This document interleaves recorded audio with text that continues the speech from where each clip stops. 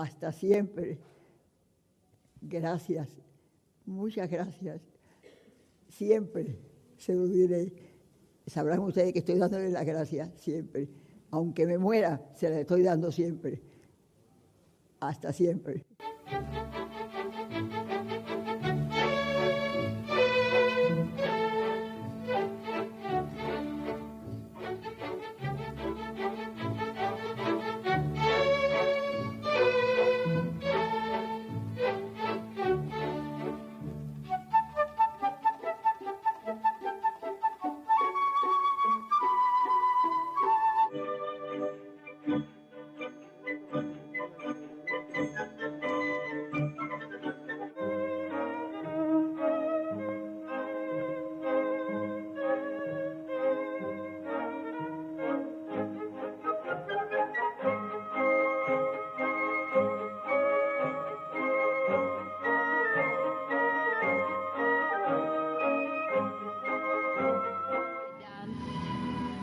I dance inside of me.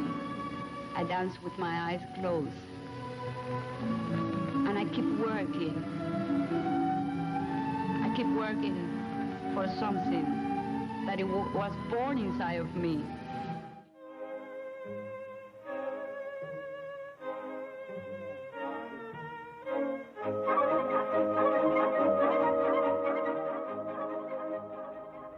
Como estamos entre poetas, a hablar de qué se siente haber compartido una parte de nuestra existencia con una artista de la dimensión de Alicia Alonso, yo creo que estremece.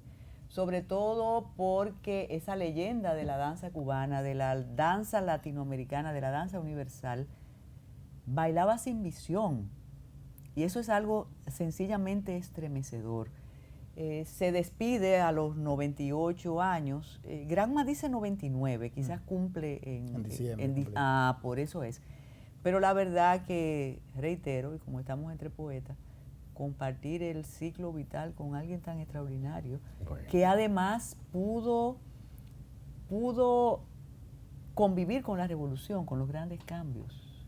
Y lo hizo de una manera como han hecho muchos artistas de la generación antes y durante y el después. Fueron tan respetados en su país y tan respetados fuera que pudieron hacer el tránsito estando. Pero la verdad que conmueve, estremece, reitero, haber vivido con Alicia Alonso. No es que tengamos esa edad, aunque Basilio ya casi se acerca, pero es un privilegio. Bueno, y hablando de poetas, ustedes traen unas informaciones muy, muy buenas. Yo no quería poner fecha ni nada para que fuera un metrópolis poético. Exacto. Nosotros hacemos esas cosas. Yo le comentaba a Basilio que tuvimos por aquí a don Manuel Mora Serrano, y yo creo que esos son lujos metropolitanos que nos damos de vez en cuando, aunque eso es el sello de Metrópolis. Y este muchacho se ha enganchado. Me dio trabajo que me aceptara el grupo, tú sabes. El asalto de los arquitectos. Me tenía la puerta cerrada. Sí, ellos tienen ese asunto, esa vena. Entonces, decía alguien que a veces creemos que el universo que vivimos todos lo conocen, y José Enrique y yo estábamos en un lugar que cuando yo preguntaba los lugares, ¿dónde? Son muchísimos lugares. Además, todo el mundo lo sabe porque es en la UAS, porque se quedan con esas ideas. Pero cuéntanos de este acontecimiento poético que va a comenzar ahora en octubre y se va a extender durante una semana, ¿verdad? Sí, por eso se llama precisamente la Semana de la Poesía Internacional, porque vienen poetas hermanos, pero que vienen de fuera, y arribamos este año a la 8ª edición, gracias al tesón de Mateo Morrison, que es una idea de Mateo, que nosotros hemos... La perseverancia de Mateo es algo admirable. Pero es inimitable. Todos no podemos tener esa perseverancia. Y el entusiasmo. El entusiasmo, ¿no? Y el seguimiento y la pasión desinteresada. Mateo encarna la poesía. Es como una representación, la figura del poeta. Entonces, él ha querido en cierto modo como transferir esa pasión entre nosotros, los que seguimos, para continuar con su legado en vida. Y haciendo la sinergia, como se dice hoy día, necesaria con con los poetas, los jóvenes, con todas las generaciones literarias. Y por eso cada versión siempre se le hace un homenaje a una generación literaria. En esta ocasión se le está haciendo un homenaje a la generación del 48. Algunos dicen que es la generación. Esa es la generación. Y bueno, y está Carmen Natalia Martínez, Ramón Francisco y Juan Sánchez de Lamut. Y en tal virtud habrá un coloquio, un conversatorio en la Academia de Ciencias sobre ellos y sobre esos poetas. Y también habrá en ese contexto un conversatorio sobre los poetas del exilio español, que cumplen 80 años. Y viene una poeta española amiga llamada María Ángeles Pérez López, académica de Salamanca, a hablarnos. Y también vamos a leer poemas de los poetas representativos de la generación del 27. ¿Cómo se va a hacer? Porque realmente son ciclos que todos quisiéramos participar en todas las actividades, pero no podemos. ¿Se tendrán actividades por la mañana, por la tarde o solo por la noche? ¿Cómo es eso? Bueno, el calendario es bastante amplio y abarca muchísimos escenarios y trata de abarcar el territorio nacional completo. La idea es que durante la semana la poesía esté presente. Pero eso es interesante. Sí, lo del la poesía debe estar presente. Bueno, hay un acto inaugural que va a ser el lunes a las 5 de la tarde en la Universidad Autónoma de Santo Domingo, como tradicionalmente se ha hecho. Pero el otro día es un día importantísimo porque en todas las escuelas del país se va a leer poesía y en algunos lugares los poetas internacionales que nos visitan, más poetas dominicanos, estarán leyendo poesía con alumnos de universidades y de escuelas públicas y privadas del país. Eso está acordado. Eso está acordado y eso es una cosa maravillosa, una tradición, y los estudiantes lo participan activamente, se descubren talentos en ese escenario. Muchos jóvenes están cultivando la poesía y cuando ven a estos poetas internacionales se motivan muchísimo y les damos participación también para que ellos lean. O sea que es un día muy feliz para todos nosotros. Entonces, eso mismo se repite el miércoles y el jueves se repite en otros lugares como en Santiago, Baní y en otras provincias del país y a nivel nacional en todos los centros se va a leer poesía. Y el escenario, aparte de las conferencias que ya ha mencionado Basilio, el momento para escuchar a todos los poetas leer en Santo Domingo es el viernes 25 a las 7 de la noche en el monumento Fray Antón de Montesinos. Ahí hay un micrófono abierto para que los poetas compartan con el público. Pero espérate, porque ese es uno de los momentos culminantes. Exactamente. E integrador. Integrador e integradora. Sí. Es el momento integrador. Yo quiero que expliquen la manera de llegar a ese lugar. ¿Cómo decimos, yo quiero leer un poema y vas a comenzar a leerlo? No, hay un programa, ¿no? Hay un programa integrado por poetas internacionales y nacionales y también la presencia de poetas de la diáspora, de nuestra diáspora. Viene Carmen, Irene Santos, Tomás Modesto, Galán, Claribel Díaz y Yolanda Hernández, que está en Rhode Island. Y bueno, y los poetas que nos visitan. Y también habrá una lectura con los internacionales en el acto inaugural. ¿Es el día con completo? La excepción de Janet Miller, que va a leer en representación de los poetas dominicanos. ¿Es el día completo en ese...? En Montesinos empieza a las 7 de la noche. A las 7 de la noche. 7 a 9. O sea, aprovechando ya que se va el sol, que refresca un poco, aunque Montesinos está muy bien equipado ahora con un salón con aire acondicionado. Sí, y la idea también es que después compartamos a los pies de Montesinos con la simbología que tiene la palabra de justicia de Montesinos con la palabra que representa la poesía. O sea, hay una metáfora en ese sentido. De paz y libertad también. Y también hay otro acto muy hermoso y ese es el sábado, que los poetas se van a trasladar a la montaña, al Plan Sierra, donde está a San José de las Matas, y allá se va a leer poesía en la montaña y se va a leer el manifiesto para la defensa de la ecología y el ecosistema dominicano. Eso va a ser la culminación final ya el día 26 en la tarde en San José de las Matas.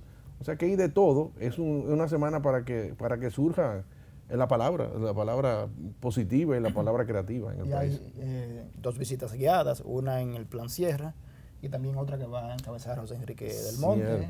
Cierto. Vamos a aprovechar que están aquí nuestros visitantes de países tan disímiles como China continental, que nos van a visitar, poetas de su lugar, Argentina, Chile, Colombia, etcétera. ¿Quién ha hecho los contactos?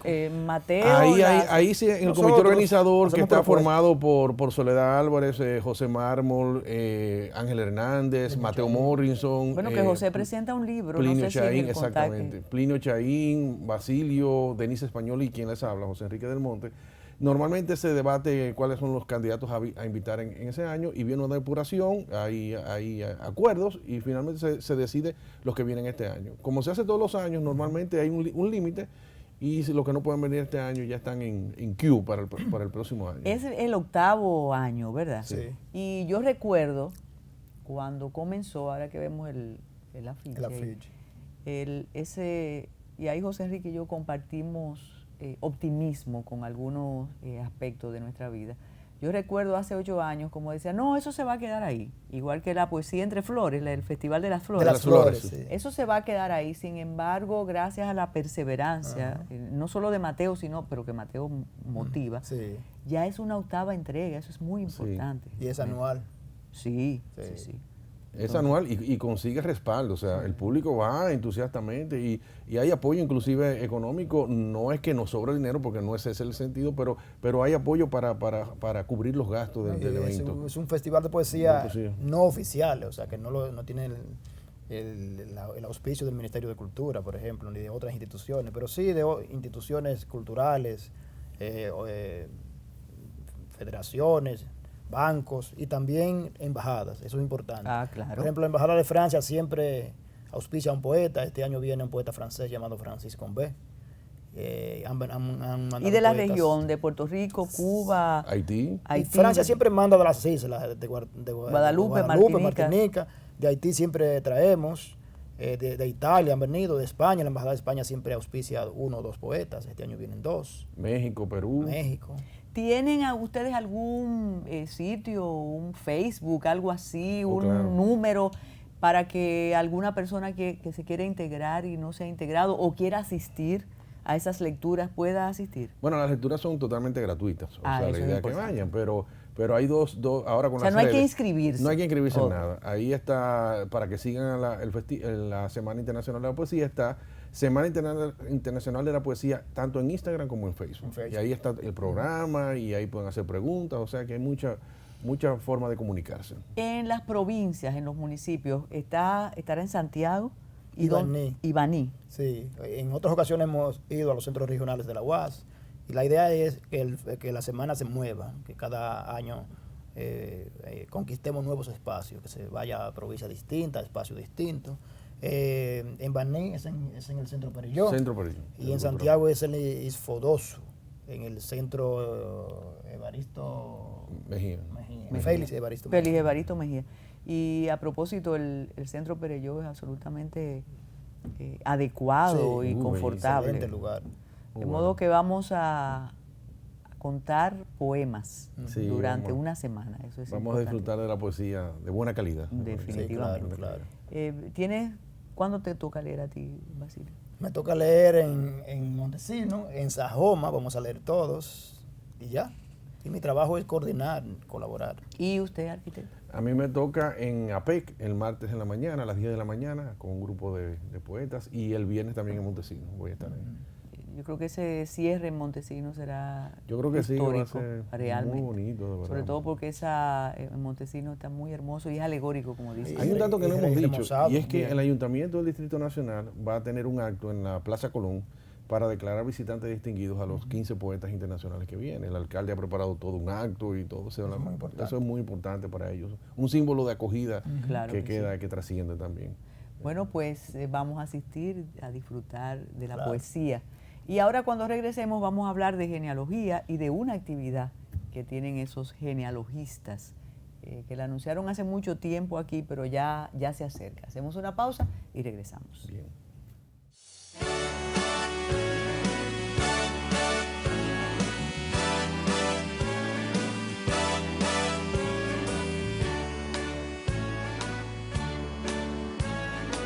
Bueno, hace unos meses, tanto Joan Ferrer como Luis José Prieto Noel anunciaban este seminario de genealogía con mucho entusiasmo. Seminario no, Reunión Americana de Reunión Americana de Genealogía. Y decíamos que falta mucho, pero ya ha llegado octubre.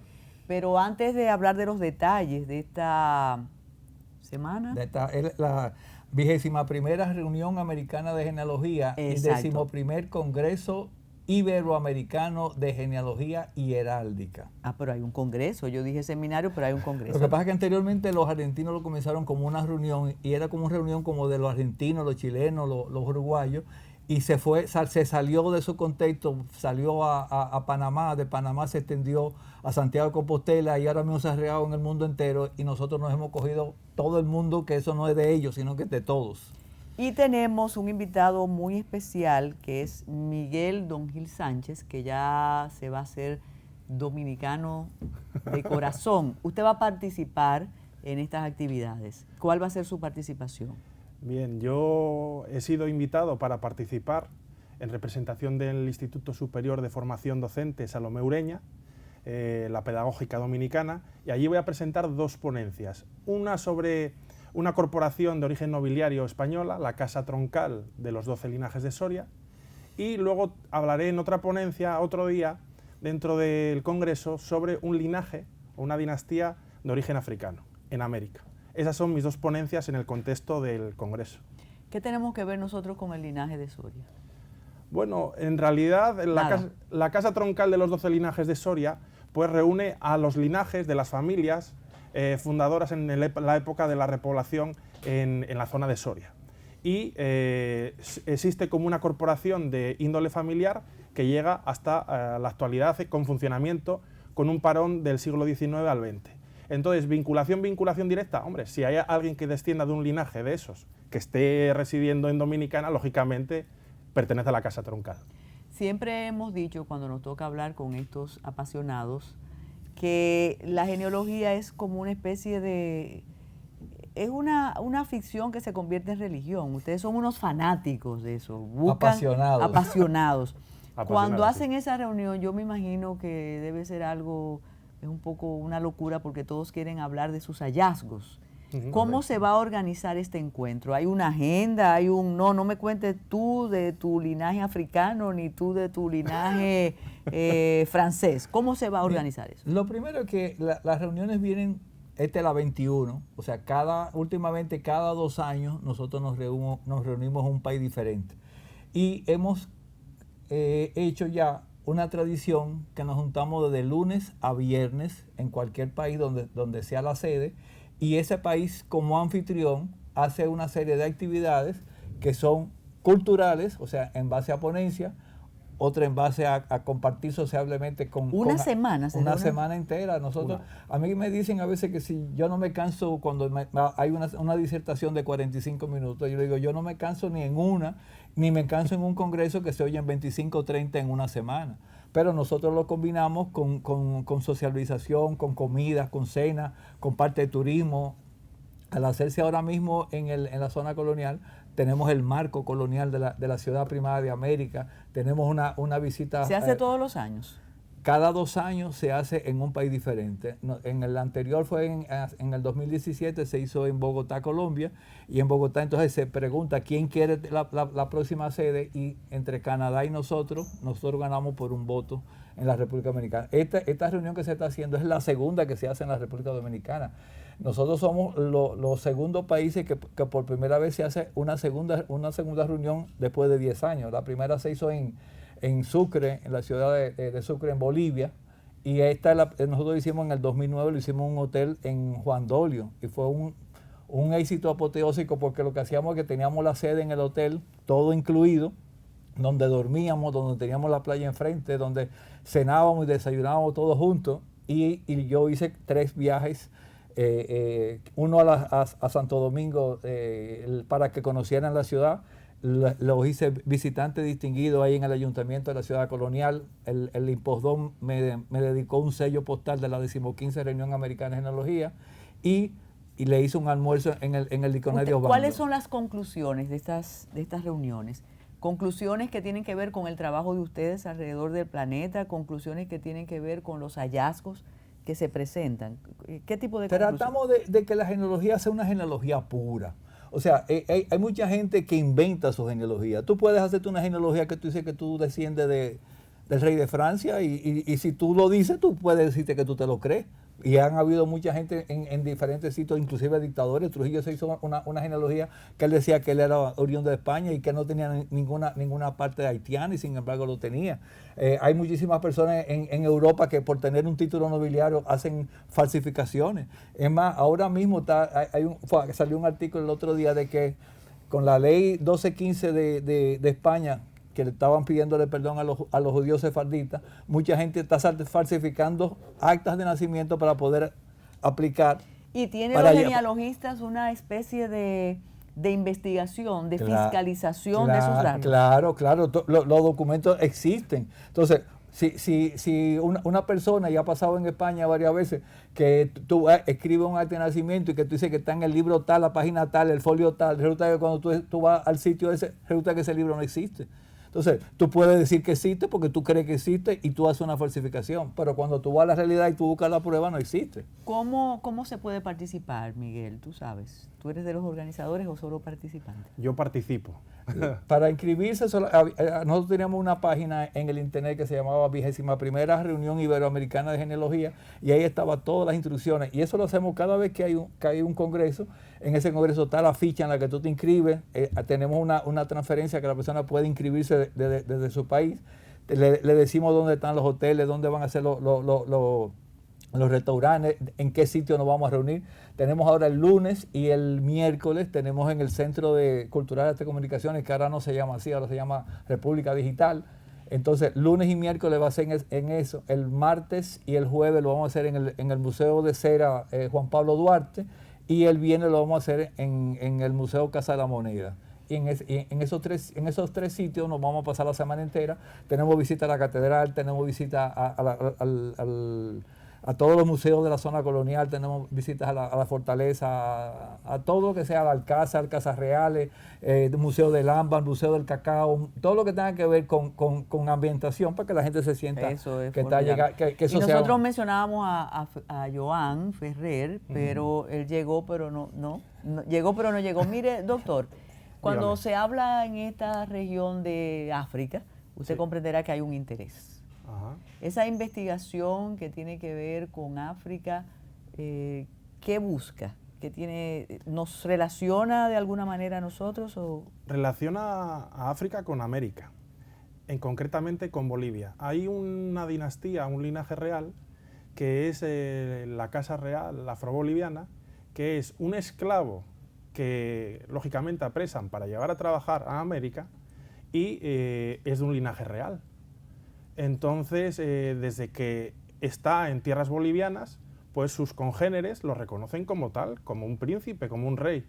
Y esa tradición queda en la historia, y no es que quede en la historia, es que la historia vuelve a tener vigencia en la realidad actual, porque el gobierno de Bolivia, del Estado Plurinacional de Bolivia, lo ha reconocido como un rey, como una autoridad, vamos a decir, tradicional de los afros que viven en Bolivia.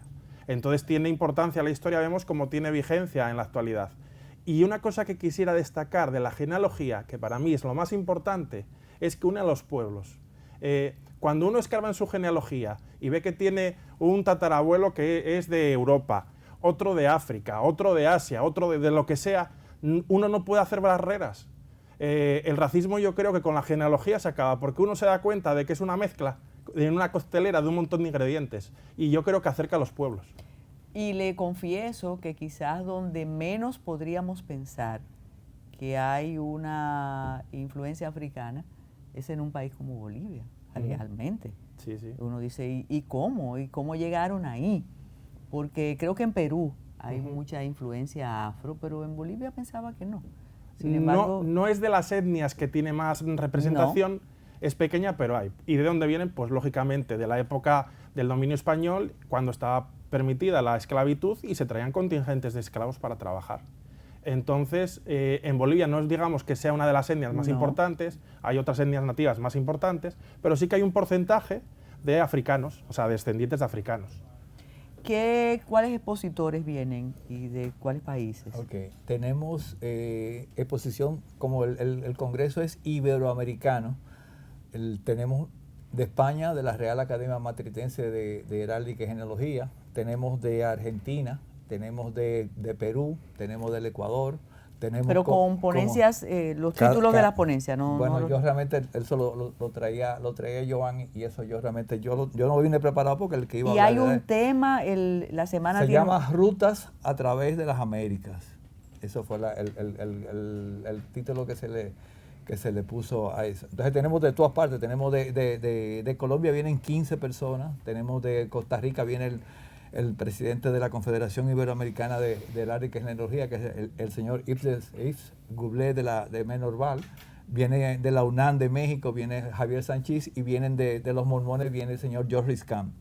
O sea, ¿Y de aquí quiénes participan? de con aquí estaba exposiciones? participando Edwin Espinal de Santiago, Joan Ferrer, estoy participando yo, y está participando un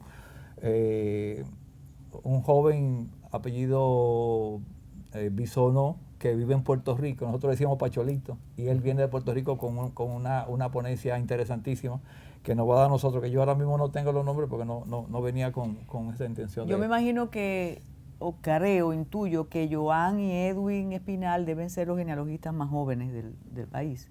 Es posible, podrían haber un poquitico más joven, pero estamos hablando que yo lo que tiene son 40 y pico de años, igual que Luis José, mi hijo. Están por ahí, o sea, ahora mismo están hablando de que... No, lo que quiero decir que hay relevo.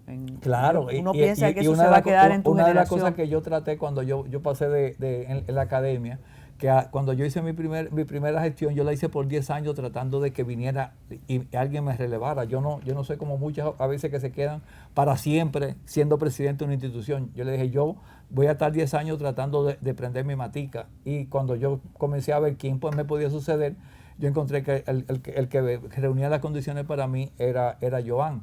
Joan lo conozco desde que era pequeño, es compañero de mi hijo del Colegio Babey, que le gusta mucho, es una persona que tiene mucho mucho interés en la investigación. Me ha acompañado en viajes a Chile, ahora mismo fue conmigo a Bogotá, es un muchacho con mucho dinamismo. Entonces estamos tratando de que ellos se queden en el futuro. Se está viendo que en estas instituciones la media de los que quedamos está en 65, 70 personas, porque la juventud ahora mismo no quiere entrar en este tipo de cosas culturales. Por eso preguntaba. Entonces, yo quiero que comiencen ellos a que ellos sean los dueños de esto. Yo quiero retirarme dentro de 2 o 3 años. Mentira, eso se sabe. Doctor, su interés por la genealogía. No es genealogía, sino genealogía. Genealogía. Vamos a ver, yo entiendo que la genealogía es una disciplina o una parte de la historia. Yo soy doctor en historia, y la genealogía para mí es parte de mi campo y de mi ámbito.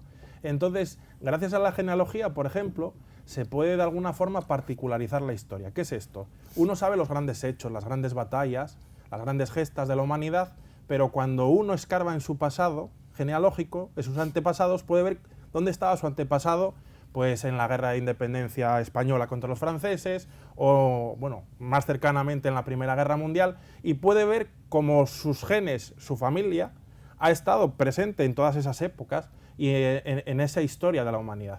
Con lo cual yo lo veo, la genealogía no es solo un divertimento, sino que tiene, o es una herramienta muy importante dentro de la ciencia histórica. Y hay que darle su valor, que lo tiene, y para mí mucho. Mira, sí hay una cosa que me da mucha alegría, que me llamen por teléfono desde Portugal para preguntarme de la reunión americana de genealogía de Iberoamericana, y que me dicen, nosotros nomás queremos ir el jueves y el viernes para oír las 2 charlas suyas. Eso me llena. Claro que o sí. sea, que una gente que va a venir una viene de Portugal y una viene de Madrid. Y dice, nosotros nada más queremos ir a oír la charla suya. Bueno, y esa corbatica es muy bartiana, Yo me estoy poniendo, me gustan ponerme la pajarita esta de aquí. Y entonces la que encontré fue esta cuando estaba buscando con la rapidez cuando él llegó. Y él me trajo, mira, por si no quería otra, me dijo, mira, No, yo tengo muy bien, otro. entonces, esperamos tener otro encuentro después que pase esta actividad. Un saludo para el amigo Ferrer, que está de público. Está de camino. Y regresamos con Ready para exportar en Metrópolis. Por allá.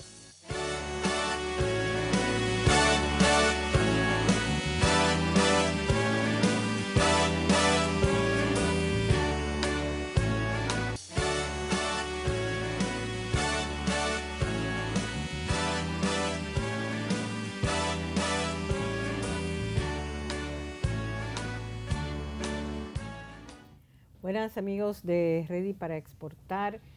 Hoy vamos a hablar de un tema que todos deberíamos estar hablando, todas las empresas que quieran estar exportando, deberíamos estar hablando de cómo ser más digital y de cómo integrarnos más a ese mundo, especialmente los que venimos de una generación un poquito anterior. En Ready para Exportar tenemos a Alba Rodríguez España, que es la representante de la empresa de comunicación española Atrevia. Estuvimos recientemente en el Congreso de CEAPI, que es el Comité Empresarial Iberoamericano que organiza Atrevia en España, donde pues también estuvieron muchos empresarios dominicanos. Fue una experiencia muy interesante, unas mesas y unos paneles súper interesantes de cómo América Latina en general está avanzando en las grandes empresas, porque muchos de los exponentes eran representantes de las grandes empresas de toda América Latina y de España, y bueno, de Iberoamérica, porque también estaba Portugal presente. De nuestro país estuvieron como panelistas Felipe Vicini. Exactamente. Y Ligia Bonetti también. Ligia Bonetti. Tocando, bueno, temas diferentes, obviamente, pero y además fue reconocida, ¿no? Ligia Bonetti. Efectivamente. Como Ligia y Patricia de Moya también. De Moya de la revista Mercado. Revista Mercado, exactamente. Sí, como mujeres líderes latinoamericanas. Exactamente. Empresariales, sí. Así que fue súper interesante y sobre todo la dinámica. Y algo que dijo uno de los presentadores de la importancia de ver el mercado iberoamericano como una alternativa a medida que va aumentando la incertidumbre internacional, que si China, que si Estados Unidos, que si Brexit, que parece que va a haber un acuerdo para el Brexit. Por lo menos eso es día a día. Por lo menos el día de hoy parecería que va a haber un acuerdo. Sí, sobre todo fue muy interesante la parte como abordar de una manera más innovadora y más disruptiva los nuevos retos que nos afrontábamos en el futuro. Yo creo que bueno, como bien dices tú, fue muy relevante este encuentro porque hubieron más de 500 asistentes de toda Iberoamérica. Fueron 3 días muy intensos de paneles, talleres, mesas redondas, cenas, almuerzos. La verdad que tuvimos de todo y, como bien dices, la innovación y la disrupción fueron los 2 términos que más se hablaron y más se repitieron. Y a mí me encantó la frase con la que terminó Nuria Vilanova, que es la presidenta de nuestra compañía. Que tuvimos en el programa hace un tiempo. Efectivamente, que vino aquí al programa. A mí me encantó cómo terminó ella, que era: no tenemos que ser la mejor empresa del mundo, sino tenemos que ser la mejor empresa para el mundo, ¿no?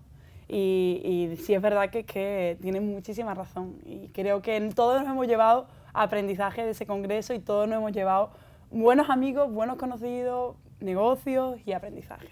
Sí, y ese movimiento que ya lo hemos visto de manera internacional, de que no es solamente ver a los stakeholders, los shareholders, sino a los stakeholders. O sea, no solamente la empresa no solamente debe ponerle atención a sus accionistas, sino también a la comunidad, ¿no? A la gente que tiene, con la que interactúa. Y vimos ejemplos súper interesantes de lo que está haciendo empresas sobre el tema de la sostenibilidad, del cambio climático. Efectivamente. Y de la adaptación a las tecnologías, sobre todo las empresas familiares, que América Latina, Iberoamérica está guiada por empresas familiares. De hecho, es un congreso hecho por empresarios para empresarios y sobre todo destacaba mucho el alto nivel que había, que eran presidentes, vicepresidentes de empresas familiares, porque Iberoamérica, como tú dices, está plena de empresas así.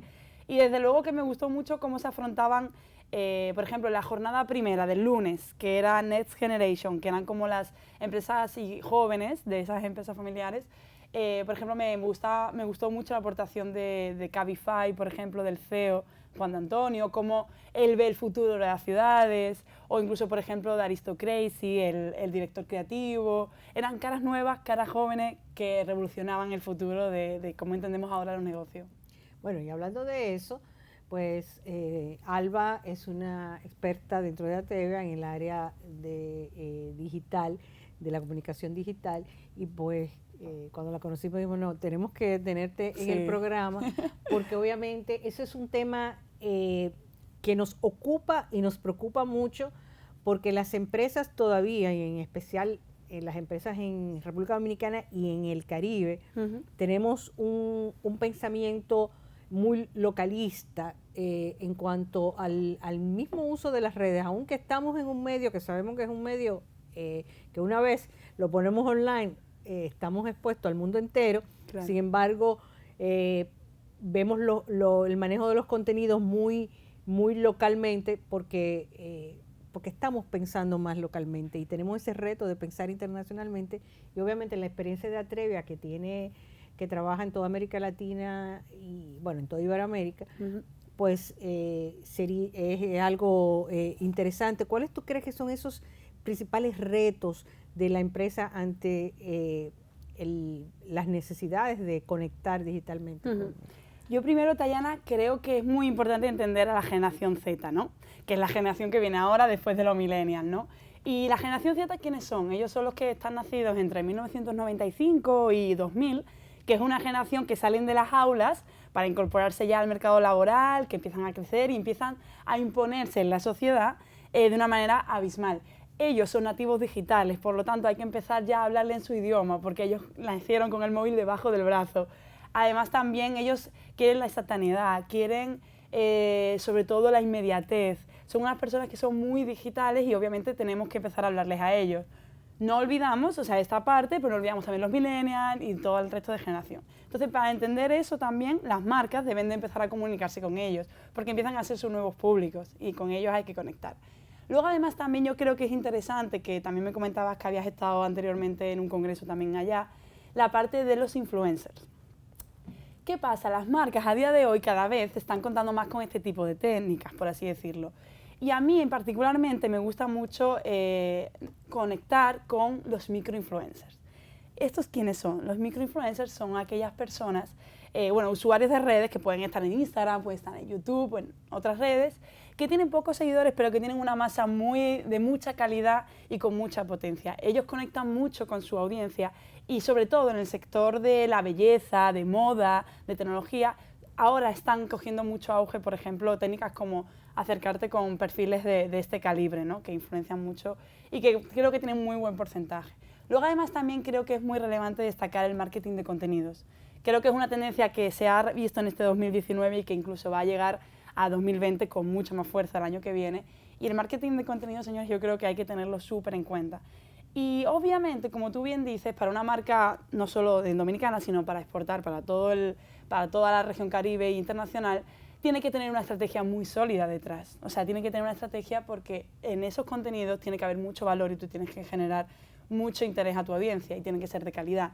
Entonces, no solo la figura, como habíamos hablado, ¿no? Del community manager o de una figura que gestiona redes, sino que detrás de todo esto tiene que haber como mucha calidad y mucho thinking, como yo te decía, como un equipo, ¿no?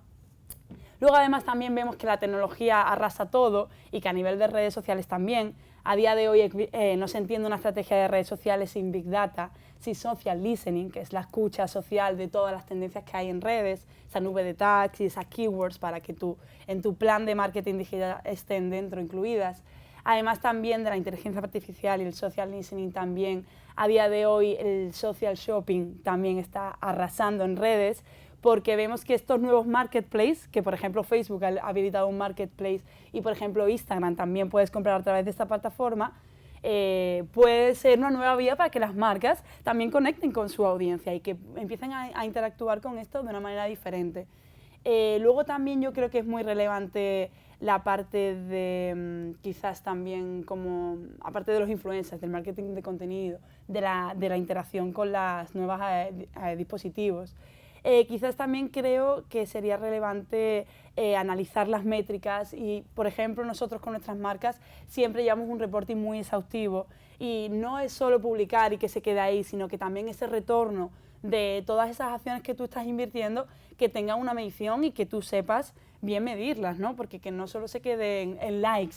O O sea, creo que a día de hoy es muy importante ya no solo los likes o comentarios, sino que además también los mensajes que genera, los guardados que genera, la gente que comparte esta publicación. No sé, creo que hay muchos insights que hay que tener en cuenta dentro de una estrategia. O sea, claro, pero yo creo que empieza desde pensar la estrategia de la digital, porque a veces la gente piensa que es suficiente con estar online, o es suficiente con tener redes y con postear cosas en las redes todos los días y ya es suficiente. Pero eso por ejemplo, tú tienes a entidades, muchas gubernamentales, pero también privadas, que dan servicios que, lo tengo online, pero entonces yo tengo que entregar el original firmado personalmente. Entonces ya no estás entregando un servicio, claro, un servicio digital, o como tú dices, un community manager. Yo recuerdo una vez brevemente en una institución que yo dirigía, que teníamos un community manager y su estrategia era, bueno, el Día del Padre, yo pongo una foto, feliz Día del Padre en nombre de la institución, y realmente está muy bien que se tomen la fecha y se felicite, pero eso no era una estrategia, eso no tenía una estrategia detrás. Entonces mucha gente piensa simplemente estar, y como tú dices, el contenido, la experiencia de ustedes.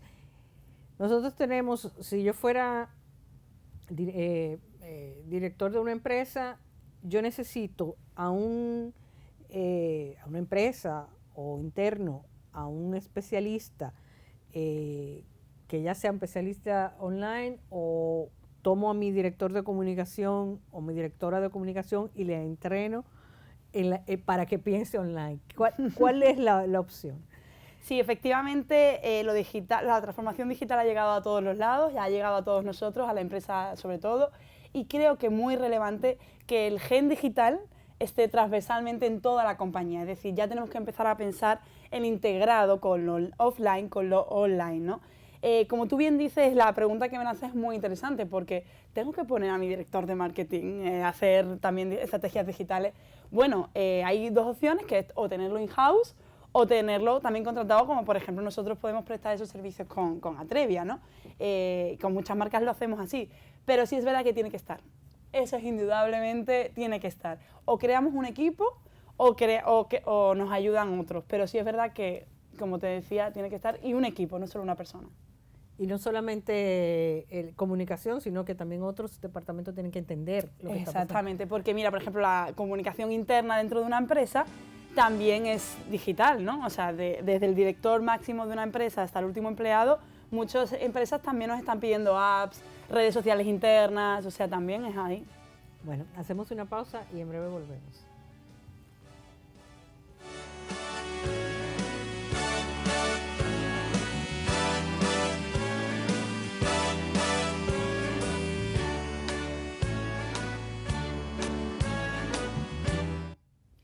Estamos hablando con Alba Rodríguez España, representante de Atrevia, empresa de comunicación española, pero que ya está también en la República Dominicana. Alba es experta en marketing digital. Una de las razones, la gente le teme a poner mucho de las marcas por el tema de lo que puede pasar con su reputación. Se siente que si está ahí, está muy expuesto. Lo que no sabe es que aunque no esté, también está expuesto. Efectivamente, la verdad que obviamente todas las marcas que se abordan en la comunicación digital, yo aconsejo también de hacerlo de una manera muy humana, muy transparente, muy auténtica, porque al fin y al cabo eso es lo que conecta con la audiencia y al fin y al cabo eso es lo que le gusta, ¿no?, al usuario ver. Pero sí es verdad que, de hecho, en el congreso de CEAPI lo hablaban muchos de los altos empresarios y presidentes, nos decían, wow, pero ¿hasta qué nivel? Porque, o sea, me puedo ver vulnerable. Y sí es verdad que yo creo que debería haber un cierto límite, obviamente, pero que todo esto se debería de trabajar bajo una estrategia.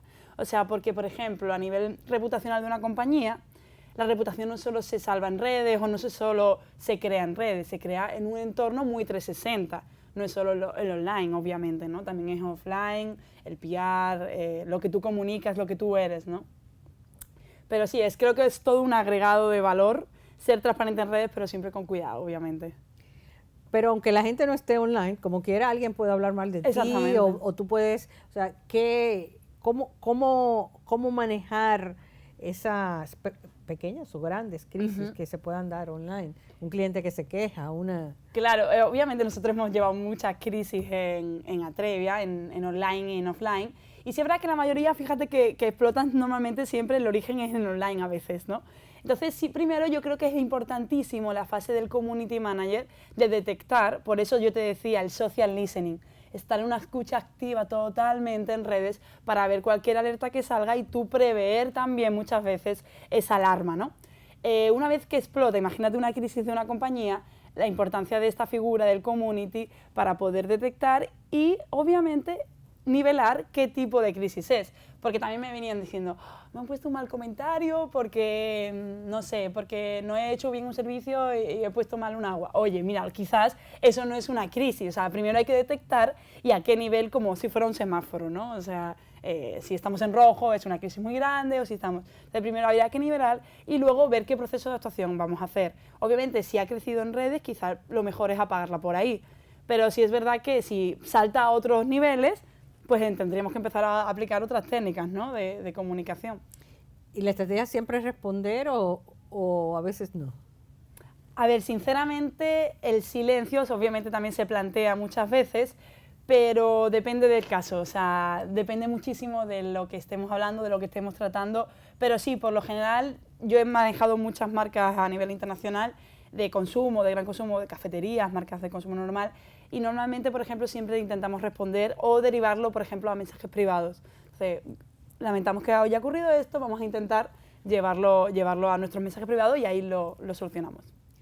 Sí, porque también una de las cosas que tenemos los haters, los que siempre critican por criticar, lo que se les va el teclado poniendo comentarios. Aunque estuve en una conferencia la semana pasada de influencer, había una persona llamada Trent Shelter que decía que los haters son sobre todo los que tú siempre tienes atrás. Dice que siempre están pendientes de ti, que todo te lo critican y en todos están. Dice, esos son fanáticos porque están igual detrás de ti, pendientes de ti. Dices, pero yo los considero seguidores no convencidos, ¿no? Porque son seguidores. Efectivamente. Pero sí, eso es una realidad con la que hay que convivir. Sí. Y hablando eso de la autenticidad, que fue otra de las cosas que hablaron en esta conferencia, la gente, los millennials, los generación Z, quieren conocer a las personas y eso también, sobre todo cuando venimos de una cultura, yo que soy de una generación anterior, para mí mi vida privada es como un lado y mi vida profesional otra. Entonces, pero hay que dejarse ver un poco más, ¿no? Sí, estoy totalmente de acuerdo contigo, Tayana. La verdad que el behind the scenes, que yo diría, ¿no?, hace la marca mucho más humana y acerca mucho más al consumidor. De hecho, muchas marcas con las que hemos trabajado, de maquillaje, de moda, sobre todo las que más en redes sociales más fuertes están pegando, sinceramente, hay un éxito brutal cuando, por ejemplo, tú estás haciendo un vídeo y tú enseñas el behind the scenes, ¿no?, por ejemplo, del vídeo. La gente se siente partícipe, la gente se siente que le estás enseñando el trasfondo de una marca y te ven mucho más humano. Y entonces yo creo que eso es un factor que yo animo a las marcas a que prueben y que animo también a la gente a que pruebe en redes sociales, que ya verá que el día a día puede ser que mejore. Obviamente con estrategia, como te decía, pero oye, hay que probarlo, ya verás. Pero además refuerza lo que decíamos, que todo tiene que ser parte de una estrategia general, porque si tú tratas de construir una imagen en las redes de una manera que tu empresa no lo es. No lo es, exactamente. Eso termina cayéndose. Efectivamente, eso es indudable. De hecho, creo que hay herramientas a día de hoy en redes sociales, como pueden ser los stories de Instagram o los stories de Facebook o incluso el WhatsApp, que ahora también es una red social que responde a esa inmediatez que veníamos hablando antes.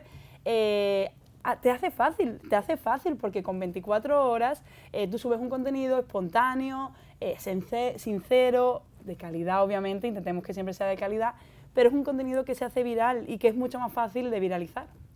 Y para conectar con otros mercados, lo ideal sería tener una estrategia por territorio. Podemos desde nuestro territorio sede tratar de cubrir esos mercados. Pues mira, esa pregunta me la hacen muchísimas marcas, porque es muy buena pregunta, porque siempre me dicen, wow, yo estoy, por ejemplo, en todo el mundo, ¿no? Imagina, yo tengo tiendas, soy un retail, tengo tiendas en todo el mundo y yo soy una marca unificada. Yo no quiero perder mi esencia unificada, ¿no? Mi punto de unión, pero sí es verdad que quiero llegar al local. O sea, porque no es lo mismo un dominicano, que no es lo mismo un estadounidense, que no es lo mismo un peruano, o sea, un español, ¿no?